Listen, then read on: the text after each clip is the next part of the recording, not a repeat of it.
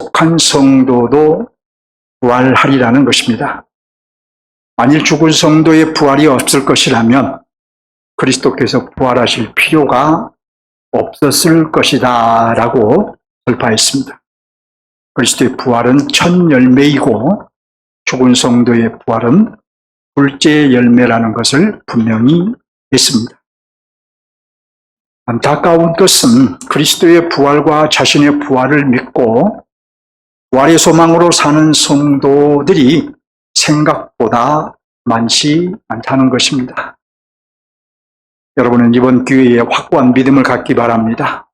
그래서 이번 기회가 나에게 주신 마지막 기회일 수도 있다라는 마음으로 은혜를 구하셔서 여러분의 부활이 확고히 믿어지고 이 세상을 부활의 소망으로 살아가실 수 있기를 주님의 이름으로 축원하면서 말씀을 드리겠습니다.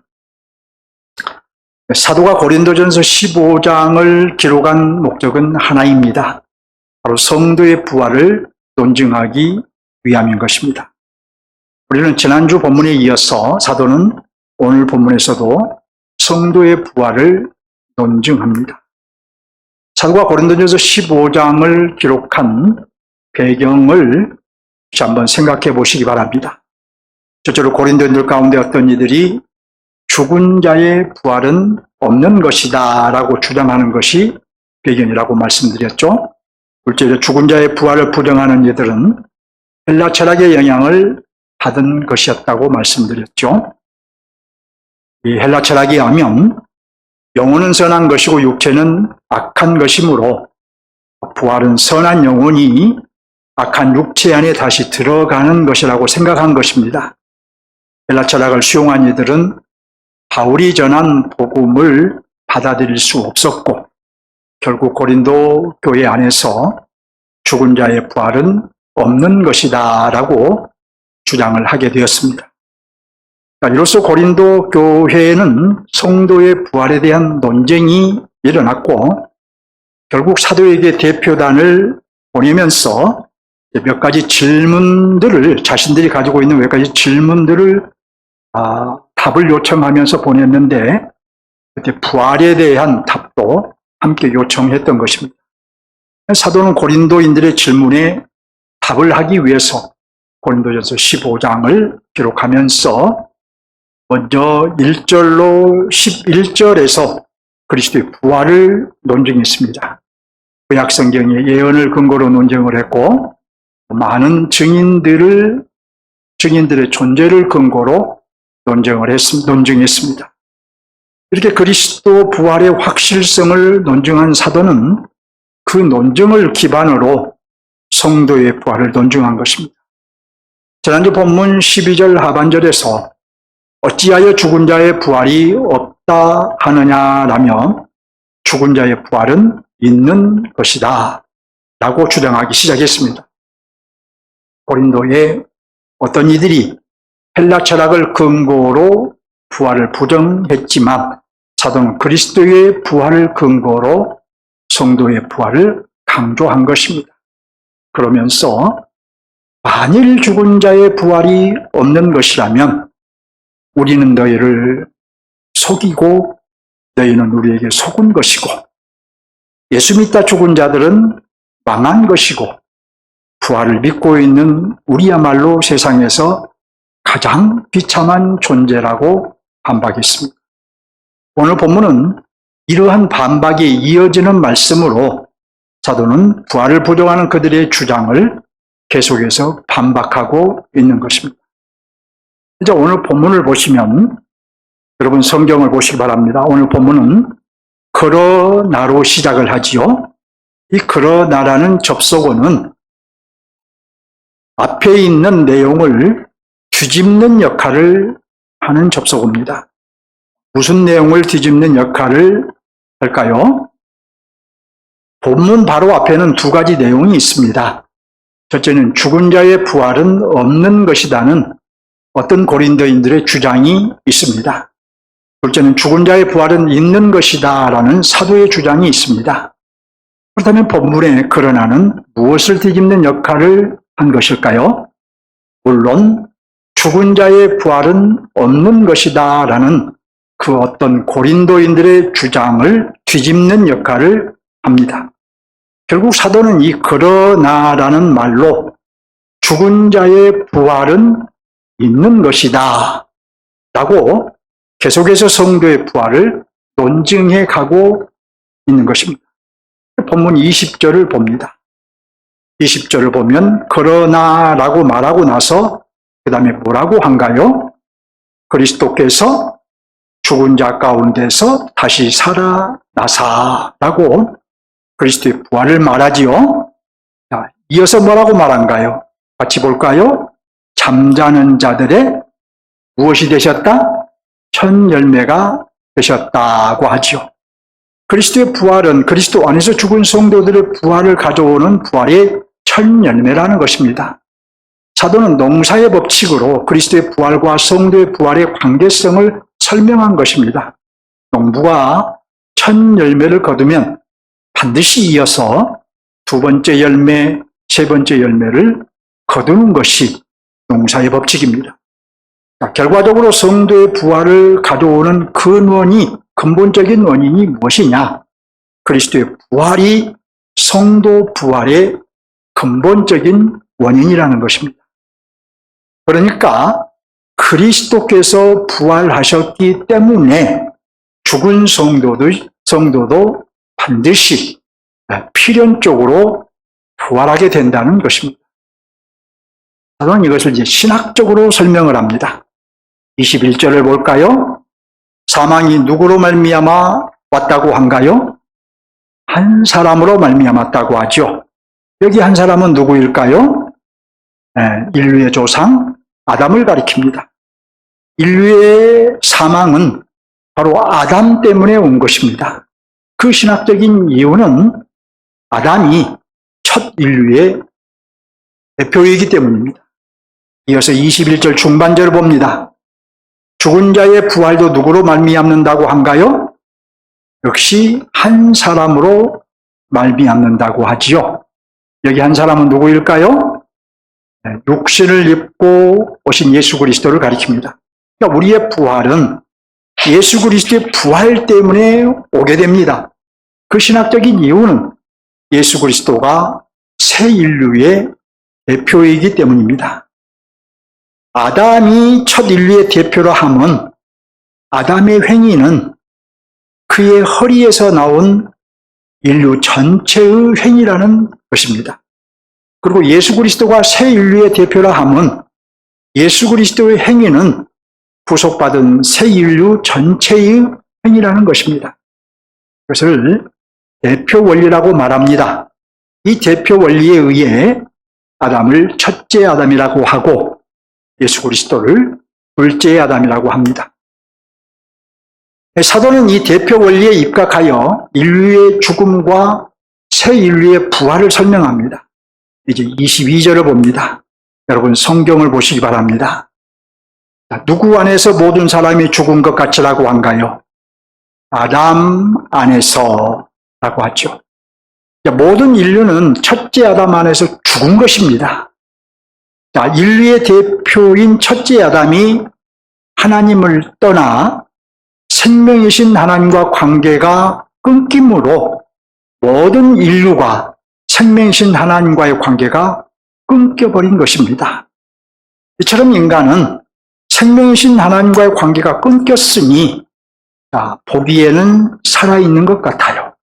보기에는 숨을 쉬고 움직이고 경제활동을 하고 보기에는 살아있는 것 같으나 사실은 이미 죽은 존재이며 그렇기 때문에 점점 결핍을 드러내다 결국은 죽게 되는 것입니다. 그러니까 인간의 죽음은 아담 안에서 이미 죽었다는 증거인 것이에요. 여러분 나뭇가지를 꺾어두면 당장은 살아있는 것 같죠? 나뭇가지를 꺾으면 당장은 살아있어요. 그렇지만 그 안에 내재된 자원이 다 고갈되면 어떻게 됩니까? 말라 죽습니다. 이처럼 인간도 살아있는 것 같으나 내재되어 있는 자원이 다 고갈되면 죽는 것입니다. 우리는 그래서 매일매일 24시간씩 죽어가고 있는 것입니다. 사도는 같은 원리로 말합니다. 22절 중반절을 볼까요? 누구 안에서 모든 사람이 삶을 얻으리라고 한가요? 네, 그리스도 안에서 삶을 얻으리라고 하지요. 그리스도 안에 있는 우리는 구속받은 새 인류인데, 새 인류인 우리는 그리스도 안에서 부활, 곧 생명을 얻을 것입니다. 그런데 여러분, 우리는 이미 중생이라는 첫째 부활을 통해서 생명을 얻었으며, 장차 죽은 자 가운데서 새로운 몸을 입고 무덤에서 나오는 이 둘째 부활을 통해서 영생에 들어가는 것입니다. 이 성도의 부활과 영생은 둘째 아담, 그리스도의 순종으로 말미암아 오는 것입니다.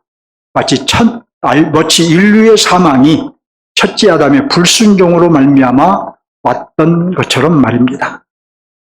그리스도 안에 있는 사람은 반드시 부활을 합니다.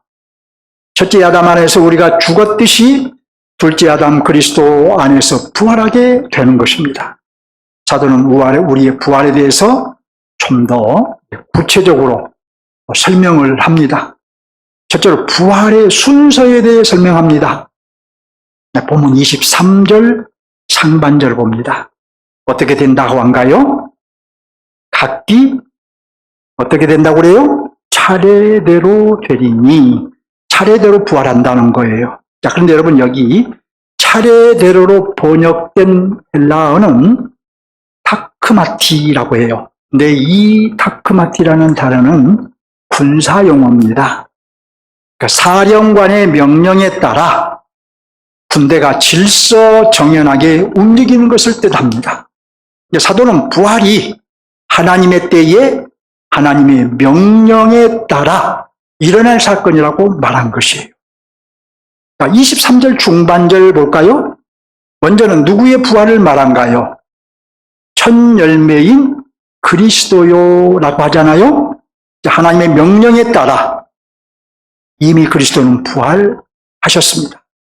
다음에는 누가 부활할 거라고 한가요? 그리스도께 속한 자요라고 하죠. 하나님의 명령을 따라 첫 열매인 그리스도의 부활은 이미 일어났으니, 이제 역시 하나님의 명령을 따라 그리스도께 속한 자들이 두 번째 열매로 부활할 것이라는 말입니다. 그러면 살아있는 성도들은 어떻게 될까요? 주님이 재림하실 때 살아있는 성도들이 있겠죠? 그들은 어떻게 될까요? 주님 재림하실 때에 그리스도 안에서 살다 죽은 성도들이 그들이 먼저 신령한 몸으로 부활할 것이고, 바로 이어서 그리스도 안에서 살고 있는 신자들이 신령한 몸으로 변화될 것입니다. 이것을 데살로니가전서 4장 16절과 17절에서 바울이 밝히고 있어요. 그러니까 어떻습니까? 오히려 죽은 성도들이 살아있는 성도들보다 먼저 신령한 몸으로 부활하는 거예요. 둘째로 부활 이후에 대해 설명을 합니다. 24절을 봅니다. 그 후에는 무엇이라고 한가요? 그 후에는 마지막이니라고 하지요. 성도의 부활 후에는 역사의 끝이라는 말입니다. 역사가 끝난다는 말이에요. 부활할 자들이 다 신령한 몸으로 부활하고 성도들이 신령한 몸으로 변화되면 아담으로부터 시작되었던 인류 역사가 끝나는 거예요.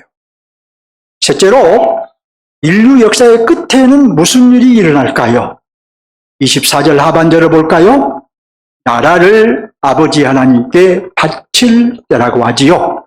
그리스도의 재림 때에 죽은 성도들이 신령한 몸으로 부활하고 바로 이어서 살아있는 성도들이 신령한 몸으로 변화되면 하나님의 나라가 완성되는 거예요.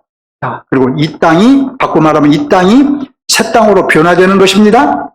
그 완성된 하나님의 나라를 그리스도께서 아버지께 바칠 것입니다. 바쳐드릴 거예요.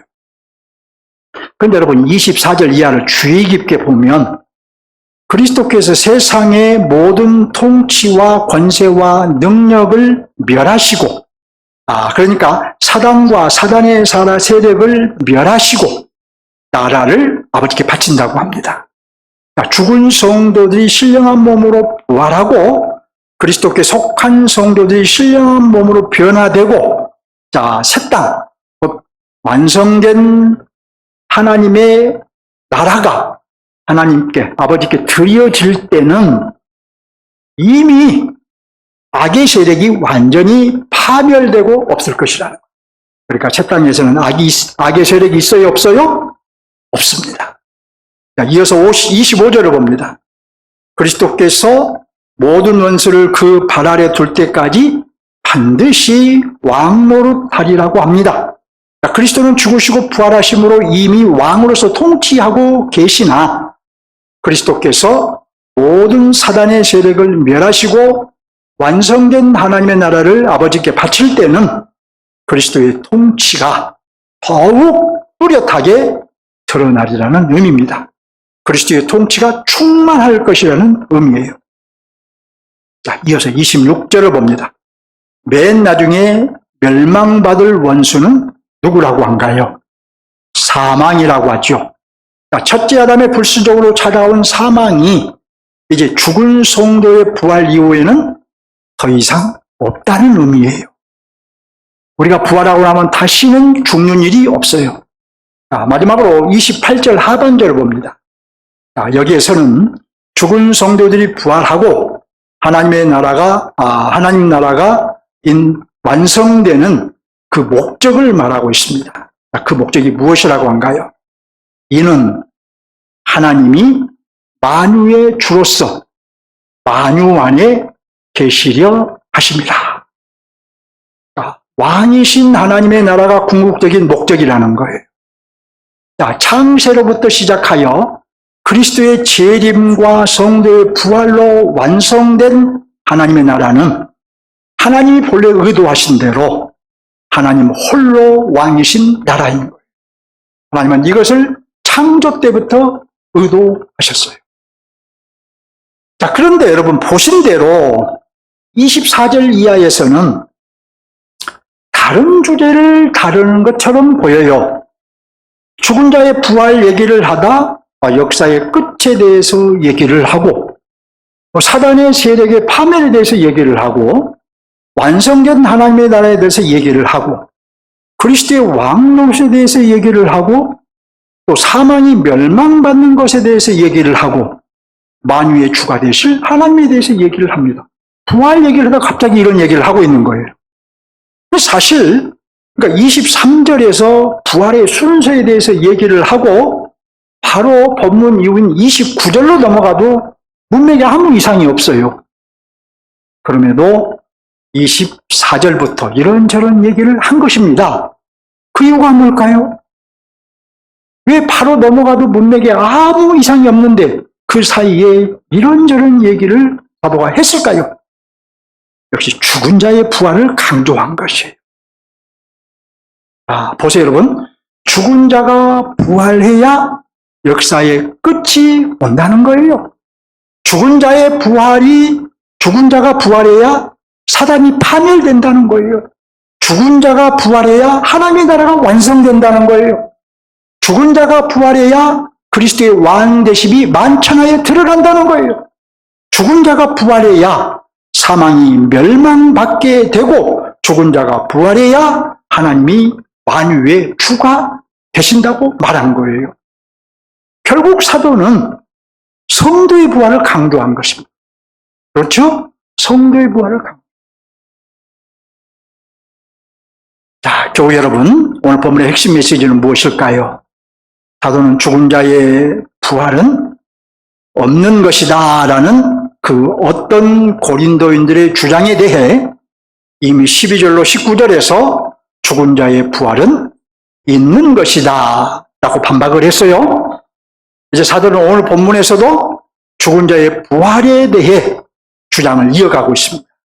사도 바울의 이제 논리를 지난주에도 말씀드린 대로 계단에 한번 비유를 해보면 그리스도 부활의 확실성 논증이 그러니까 1절로 11절이죠. 그러니까 첫 번째 계단에 오른 것이라면 죽은 자의 부활은 있는 것이다 라는 지난주 말씀은 두 번째 계단에 오른 것이고, 이제 오늘 본문에서 죽은 자의 부활을 재차 강조하는 것은 세 번째 계단에 오른 것이다, 이렇게 이해할 수 있을 것 같아요.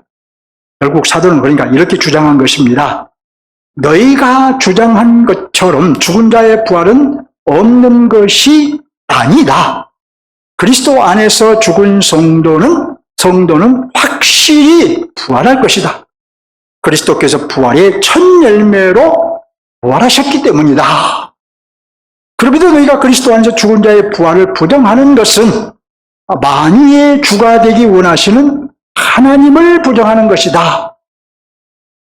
성도의 부활은 필연적인 것이다. 그 이유는 그리스도께서 부활의 첫 열매로 부활하셨기 때문이다. 이것이 오늘 본문에서 사도가 말하고자 한 바예요. 본문을 적용해야 되겠죠? 자, 오늘 본문의 핵심 메시지와 함께, 오늘은 본문의 핵심 메시지와 함께 하나님 나라 관점을 동시에 적용하겠습니다. 자, 본문의 핵심 메시지는 성도의 부활은 필연적인 것이다. 그리스도의 부활이 그 근거이다 라는 것이지요. 자, 지난주 본문과 동일한 메시지예요. 자, 이 메시지에 근거하여 지난주에는 확고한 부활 신앙을 갖추자고 적용했습니다. 자, 둘째, 본문의 하나님의 나라는 사도들에 의해 선포된 하나님의 나라입니다. 그리고 본문의 하나님의 나라가 보여주는 면은, 지난주에는 반신적인 사상이나 가치관을 경계하라는 것이었는데, 이제 오늘은 거기에 그치지 말고 부활신앙이 나를 이끌어가게 해야 한다는 것이에요. 앞에서 말씀드린 대로 그래서 오늘은 이 핵심 메시지와 하나님 나라 관점을 동시에 적용할 것인데, 네 가지 질문을 통해서 적용하기 원합니다. 첫 번째 질문입니다. 부활신앙이 나를 이끌어간다 하면 무슨 의미일까요? 네. 여러분, 에스키모인들을 한번 생각해 보세요. 에스키모인들의 삶은 개가 혹한 추위와 무릎까지 덮인 눈밭을 헤치고 썰매를 이끌어갑니다. 마찬가지로 하나님의 백성인 우리의 삶은 부활신앙이 우리의 인생을 이끌어가게 해야 한다는 말입니다.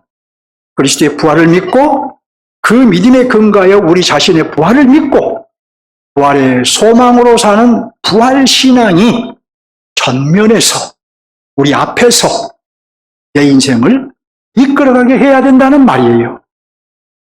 자, 이렇게 부활신앙이 나를 이끌어가면 어떻게 될까요?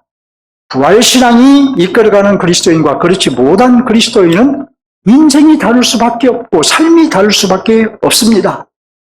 1세기 그리스도인들이 보여주었듯이 부활신앙으로 살면 용기 있는 인생이 되고 담대한 삶을 살게 됩니다.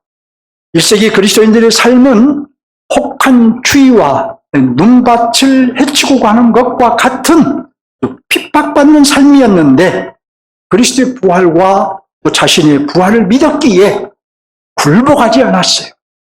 그리고 부활의 소망으로 살았기에 로마 황제의 그 권력에도 타협하지 않고 오히려 순교를 선택했던 것입니다. 사도들은 물론이고 스데반, 빌립, 디모데, 그리고 브리스길라, 아굴라 이런 성경에 등장한 1세기 많은 그리스도인들은 부활신앙으로 이기는 자가 되었던 것입니다. 사도 바울은 자신이 생명이 위협에도 굴하지 않고 복음을 전한 것은 자신의 인생을 부활신앙이 이끌었기 때문이다 라고 말을 해요. 여러분 30절을 보시기 바랍니다. 넘어가서 30절. 자, 30절을 보시면 또 어찌하여 우리가 언제나 위험을 무릅쓰리요. 죽은 성도의 부활이 없다면 어찌 생명이 위험을 무릅쓰고 복음 전하는 자로 살겠느냐는 거예요.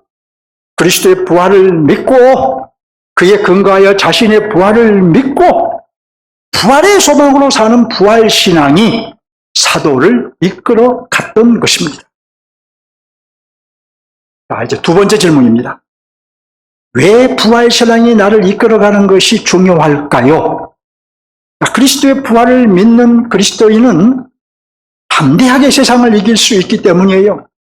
주님이 세상을 이기신 것처럼 이길 수 있습니다.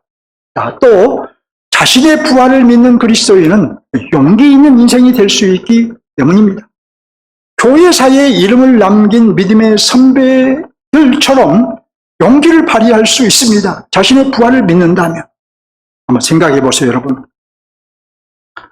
우리 주님이 사망을 이기고 부활하신 분인 줄 확실히 믿고 나 또한 죽어도 부활할 것을 확실히 믿고 부활신앙으로, 부활소망으로 산다면, 그래서 부활신앙이 내 인생을 이끌어가고 있다면 무엇이 두려워서 뒤로 물러날까요? 이기지 못해서 뒤로 물러날 것이 있을까요? 잠깐 있다 사라지는 안개와 같은 목숨을 위해서 나의 생명이신 주님을 부인할까요? 돈이 곧 힘인 세상이라고 해도 돈 때문에 신앙생활을 타협할까요? 부활신앙이 나를 이끌어가게 하면 결코 뒤로 물러나지 않게 됩니다. 이것은 이미 역사 속에서 증명되었어요. 기독교 역사를 보면 수많은 순교자들이 있었습니다. 우리나라만 해도 103명의 순교자가 있었어요. 그들이 두려워하지 않고 뒤로 물러나지 않고 순교할 수 있었던 영적인 동력이 무엇이었을까요? 사망을 이기고 부활하신 그리스도를 믿었기 때문이고 자신의 부활을 확신하고 부활의 소망으로 살았기 때문 아닐까요? 그들의 인생을 부활신앙이 이끌어갔기 때문에 이기는 자가 되었던 거예요. 자, 여러분 잠시 우리 지난주 강론으로 돌아가 보시기 바랍니다. 내 인생을 부활신앙이 이끌어가게 하는데 도움이 될 거예요.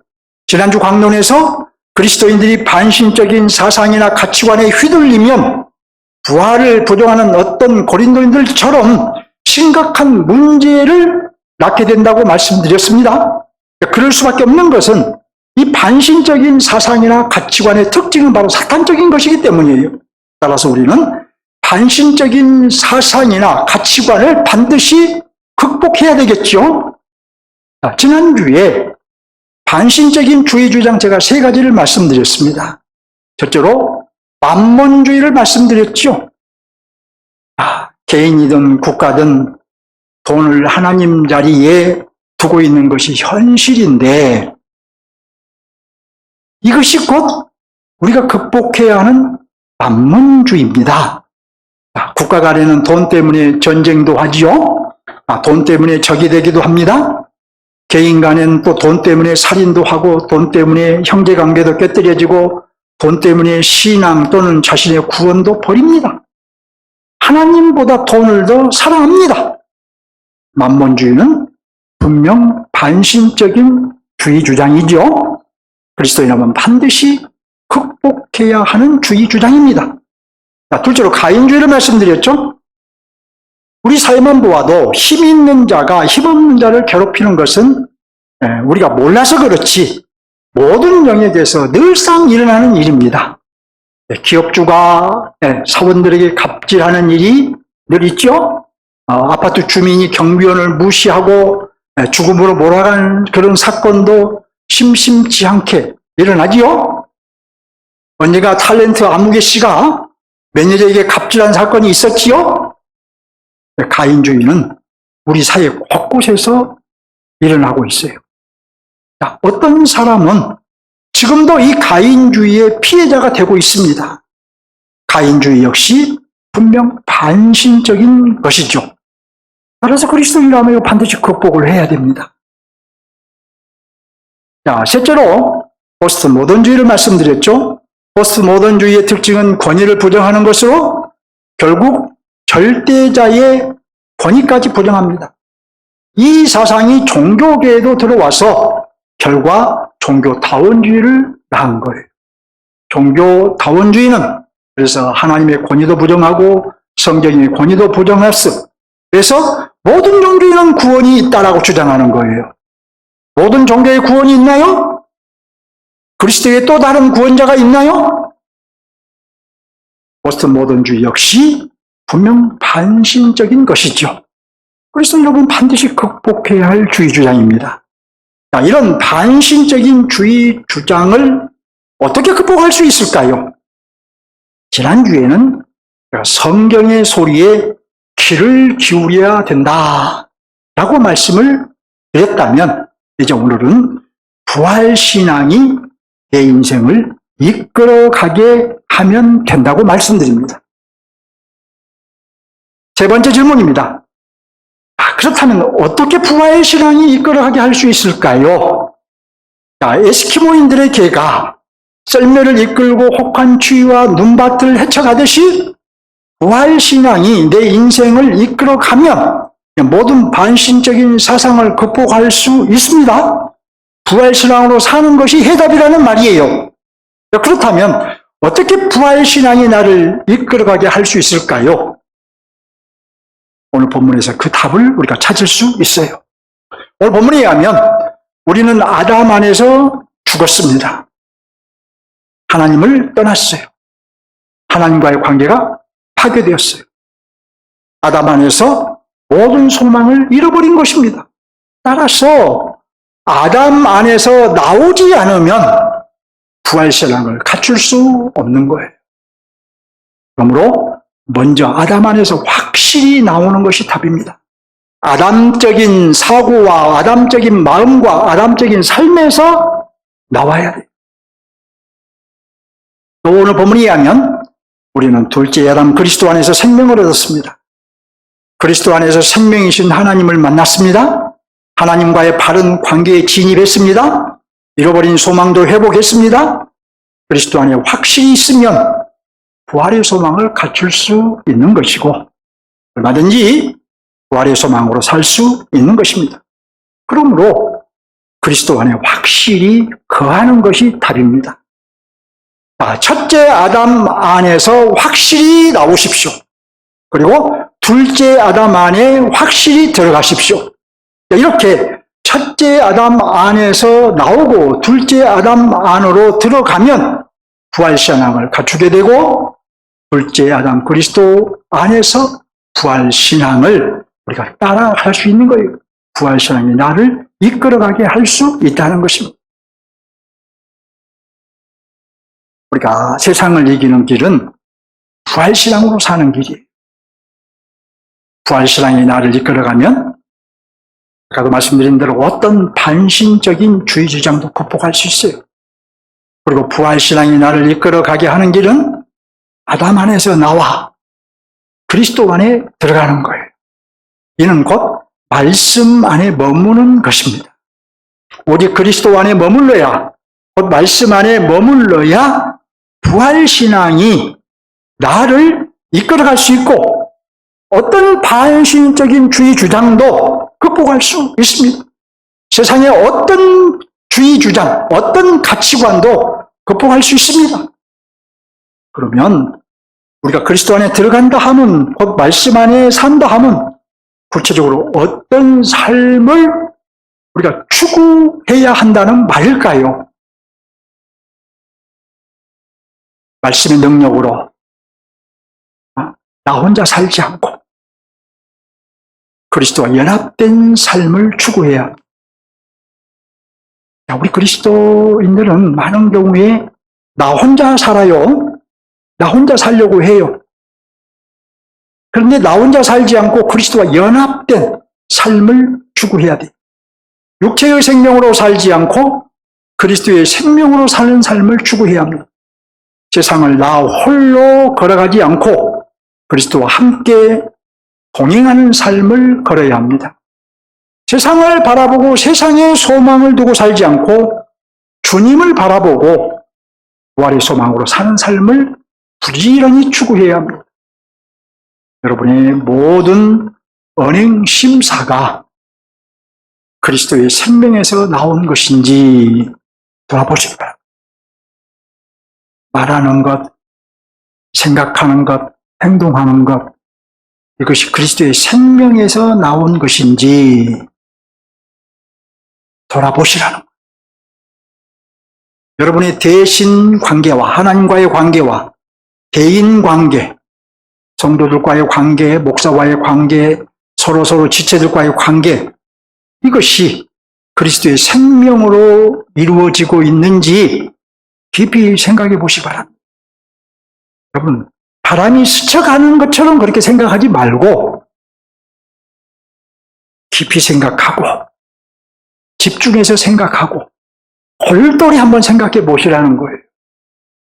과연 내 언행심사가, 과연 나의 대인관계, 대신관계가 그리스도의 생명에서 나온 것인지 그렇지 않는 것인지 생각해 보시라는 거예요. 왜냐하면 우리는 부활신앙이 이끌어가야 나의 옛자를 이길 수 있고 나를 유혹하는 세상도 이길 수 있고 틈만 나면 나를 넘어뜨리는 사단도 이길 수 있기 때문이에요. 부활신앙이 나를 이끌어가게 해야 합니다. 이제 마지막 네 번째 질문입니다. 우리는 부활신앙 하나면 충분할까요? 그렇지 않습니다. 하나를 더 갖추어야 돼요. 부활신앙을 갖춘 그리스도인은 동시에 재림신앙을 갖추어야 합니다. 우리의 부활은 그리스도의 재림 때에 이루어지기 때문이에요. 부활신앙과 재림신앙은 분명 다릅니다. 자, 우리 입장에서 볼 때, 우리들 입장에서 볼 때 부활신앙의 핵심어가 소망이라면 재림신앙의 핵심어는 준비라고 할 수 있습니다. 우리는 부활신앙으로 부활의 소망을 가지고 살고 하나님 나라의 소망을 가지고 살아야 하지만 동시에 재림신앙으로 우리의 신랑이신 그리스도의 재림을 확신하고 그리스도의 신부로서 신랑을 맞이할 준비를 하며 살아야 할 것입니다. 주님이 재림하시면 심판이 있을 터인데 우리는 그 심판에서 그리스도로 인해 무죄 판결을 받을 터인데 그럼에도 우리는 부끄러움 없는 무죄 판결을 받을 수 있도록 우리 자신을 준비하며 살아야 한다는 말입니다. 자, 여러분, 우리가 그리스도의 피로 죄 사함을 받고 의롭다함을 받았다면 이것은 하나님의 전적인 은혜로만 되는 것인데 이 은혜를 입은 자라면 의심 없이 무죄 판결을 받을 거예요. 그럼에도 우리 입장에서 보면 삶 속에서 그 실증을 나타내며 살아야 부끄러움 없는 무죄 판결을 받을 것입니다. 그리스도의 이름을 힘입어 이기는 자로 살고 있는지 또 이기는 자로 살기 위해 영적인 싸움을 계속하는지 이런 실증들이 나타나야 부끄러움 없는 무죄 판결을 장담할 수 있을 것입니다. 부활신앙과 재림신앙은 그리스도인들이 함께 갖추어야 할 신앙인 것입니다. 말씀을 맺겠습니다. 그리스도는 성도 부활의 첫 열매입니다. 무슨 말이냐? 그리스도께서 첫 열매로 부활하셨으니 그 안에서 살다 죽은 성도는 필연적으로 부활할 것입니다. 그러므로 우리는 부활의 소망을 가지고 살아야 되겠죠. 반드시 나는 부활한다는 그 소망을 가지고 살아야 되겠죠. 자, 그런데 중요한 것은 우리의 부활신앙을 내 뒤에 두면 안 됩니다. 내 옆에 두어도 안 됩니다. 부활신앙이 내 앞에서 나를 이끌어가게 해야 돼요. 에스키모인들의 개가 앞서서 썰매를 이끌어가듯이 우리의 부활신앙이 내 앞에서 나를 이끌어가도록 해야 된다는 것입니다. 부활신앙이 내 앞에서 내 생각도 이끌어가고 그렇게 하시고 내 마음도 이끌어가게 하시고 내 언행도 이 부활신앙이 이끌어가게 하시고 내 계획도 내가 계획을 세우고 사는 것이 아니라 이 부활신앙이 내 계획도 이끌어가게 하시라는 것입니다. 그리하여 부활의 소망으로 세상을 이기고 새 땅을 기대하며 사시기를 주님의 이름으로 축원합니다. 부활하신 그리스도를 향해 한 걸음 더 나갑시다. 아멘. 걸어가시고